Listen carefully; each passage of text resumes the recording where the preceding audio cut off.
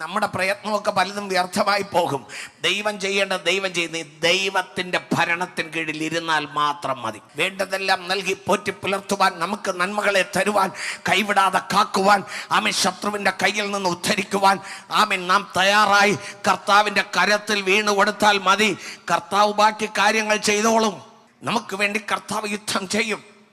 നമുക്ക് വേണ്ടി സകലതും നിർവഹിക്കും. അവൻ പുതിയ വഴി തുറക്കും. എല്ലാ പാതകളും അടഞ്ഞിരുന്നാലും വല്ലഭൻ പുതുവഴി തുറക്കും. ഇന്ന് പരിശുദ്ധാത്മാവ് നമ്മോട് പറയുന്നത്, കർത്താവിൻ്റെ ഭരണത്തിന് കീഴിൽ നിങ്ങളുണ്ടെങ്കിൽ നിങ്ങൾക്ക് അസാധ്യമായതെല്ലാം കർത്താവ് സാധ്യമാക്കി തരും. നിങ്ങൾക്ക് പറ്റില്ല എന്ന് പറയുന്നതെല്ലാം കർത്താവ് ശരിയാക്കി തരും. എൻ്റെ ദൈവത്തെ കൊണ്ട് കഴിയാത്തത് ഒരു കാര്യവുമില്ല. ഭരണകർത്താക്കൾ പോലും തോറ്റുപോയാലും ദൈവം വിടുവിക്കും. ഒരിക്കൽ നമുക്കറിയാം, ദാനിയേലിനെ സിംഹക്കുഴയിലിടാൻ ആമേൻ സ്തോത്രം കൽപ്പന പുറപ്പെട്ടു. പക്ഷെ രാജാവിൻ്റെ കൽപ്പന മാറ്റാനൊക്കത്തില്ല. വേദപുസ്തകം പഠിച്ചാൽ ഒരു പകൽ മുഴുവനും രാജാവ് ദാനിയേലിനെ രക്ഷിപ്പാൻ ശ്രമിച്ചു.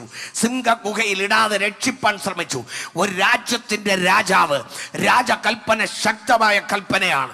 എങ്കിൽ പോലും ബൈബിളിൽ പറയുന്നു, ഒരു പകൽ മുഴുവനും ആമേൻ സിംഹക്കുഴിയിൽ ഇടാതെ രക്ഷിക്കുവാൻ രാജാവ് ശ്രമിച്ചു. പക്ഷെ സാധിച്ചില്ല.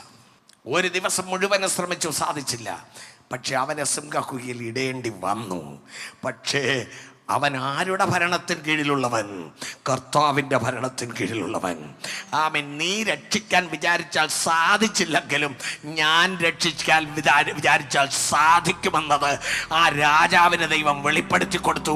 അങ്ങനെയെങ്കിൽ ഇന്ന് പകൽക്കാലം പറയട്ടെ, ലോകത്തിലെ ആർക്കും നിന്നെ രക്ഷിപ്പാൻ കഴിഞ്ഞില്ലെങ്കിലും, ഭരണാധികാരികൾക്ക് നിന്നെ രക്ഷിപ്പാൻ കഴിഞ്ഞില്ലെങ്കിലും, ദൈവം നിന്നെ രക്ഷിപ്പാൻ ഏത് സിംഹഗുഹയിലും ഇറങ്ങി വരുവാൻ ശക്തനാണ്.